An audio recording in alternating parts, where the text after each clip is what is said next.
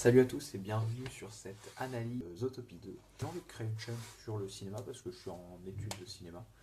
Voilà, donc j'ai mes petits micros, j'ai mon petit matériel, j'ai pas forcément la meilleure caméra, mais on va changer bientôt. Alors Zootopie 2, c'est un film assez intéressant, digne suite de Zootopie 1 qui, je pense, a quand même marqué une génération. C'est un film assez engagé, voilà.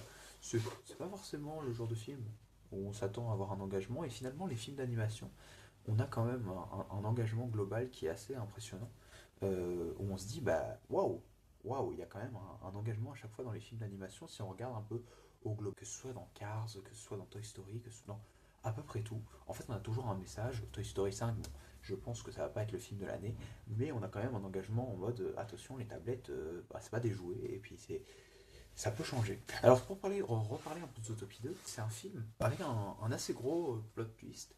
C'est-à-dire que, c'est pas le truc dont on s'attend pas, mais je pense que quand on est enfant, ça peut nous plaire de ouf.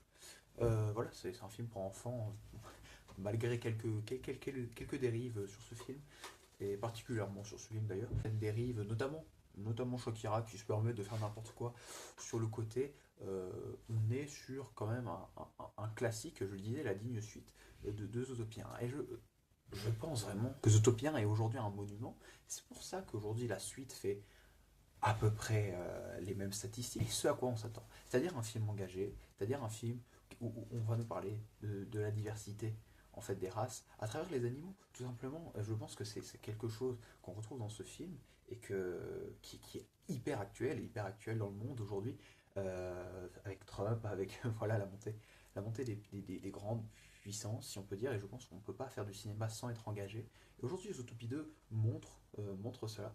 Et ça montre quand même qu'on a un engagement assez certain à Hollywood qui est voulu. Je pense que c'est assez caché. Et c'est plutôt bien. C'est plutôt bien. C'est pas non plus subtil, hein, mais ça reste un film pour enfants. Mais les messages sont des messages de diversité, des messages d'ouverture. On a quelque chose dans ce film où on nous parle. On nous parle de plein de choses. On parle de ce serpent.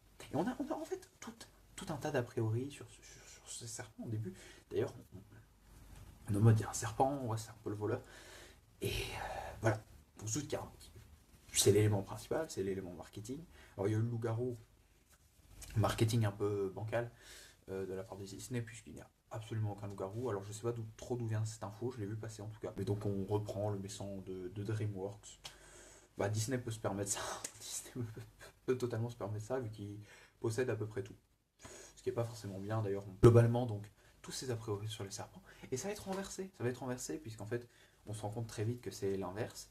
Et en fait, la personne sur laquelle on avait le moins d'a priori, eh ben hop, elle nous. Ah, petite baffe à laquelle on s'attend, qui n'est pas forcément subtile, hein, je le disais, mais c'est un film pour enfants. C'est un film pour enfants, on peut se le permettre. On peut se le permettre. Le lynx, c'est très intéressant. C'est très intéressant ce lynx d'avoir cette famille qui possède un peu tout, en fait, qui est la famille riche. En fait, c'est la famille riche. On a en fait les serpents qui vivent un peu en reclus, et la famille riche qui en fait manipule l'opinion publique. Et je pense qu'on peut vraiment le voir dans la société actuelle, voilà, sans devenir complotiste ou quoi. Il y a quand même une manipulation de la masse par les élites. Les élites, hein, on parle de l'Empire Bolloré, on parle de Canal+, qui veut plus très financer les films, et je pense Netflix qui va chercher des films, chercher des financements. On commence à avoir des empires en fait, médiatiques qui possèdent absolument tout, et qui sont surtout contrôlés par l'extrême droite, et ça c'est très problématique. C'était justement un engagement politique, un engagement où on se dit, bah, ouh, là il y a quelque chose, là il y a quelque chose, et là on parle de quelque chose. Et je pense que ce film a une réelle raison d'exister, et le 1 n'était pas moins engagé, hein, le 1 n'était pas moins engagé, mais ce film a vraiment sa place, et non seulement au vu du scénario c'est un bon film, mais surtout au vu de cet engagement-là. On a quand même une certaine désobéissance, de la part du lapin, en fait, qui mène l'enquête. En fait, on mène l'enquête, on ne se soumet pas. On nous dit, on nous donne des infos, en fait, on nous donne des infos, et même si le lapin d'ailleurs, le renard à part du serpent, hein, je ne sais plus comment il s'appelle, le renard. Pourtant, je l'ai vu, Fox, je pense. Le renard en anglais, j'ai fait aucun effort.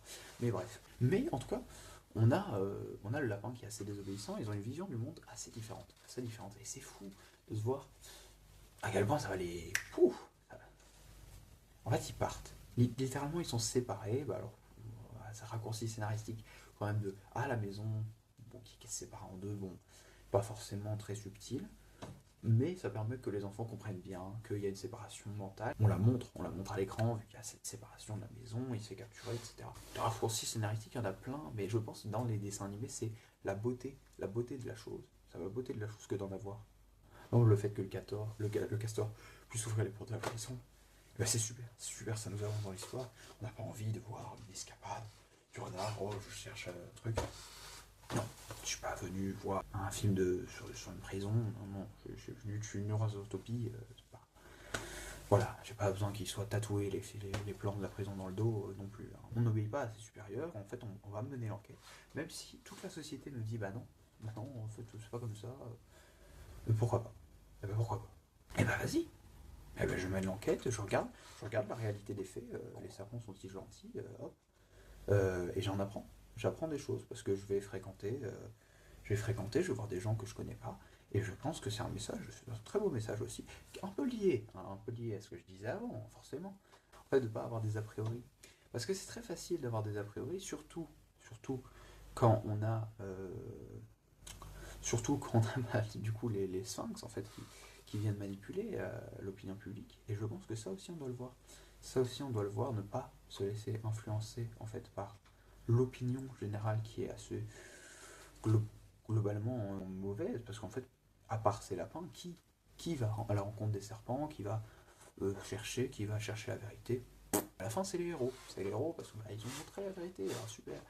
Alors la vérité, bon, voilà, Disney a cette tendance, fâcheuse tendance. Ils ont tendance vraiment à avoir le bon côté et puis le mauvais côté. Ah oui, oh mon Dieu, le bon côté des choses, le mauvais côté des choses. Ah ben on a, oh là là, c'est facile. En fait, c'est très facile chez Disney, c'est très facile chez Disney. C'est que t'as les bons, les méchants. Les bons, les méchants, et puis on fait des petits plot twists, on fait des petits machins.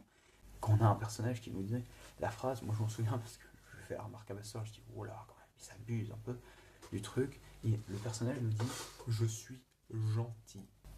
Et j'avais compris en fait que tu étais le gentil. Alors finalement c'est pas le gentil, finalement c'est le sphinx qui dit cette phrase, qu'il n'est pas le gentil. Ah, oh.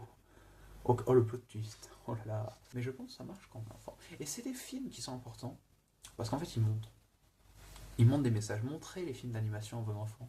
Montrez Cars, montrez Toy Story 5, montrez tout ce que vous voulez en fait.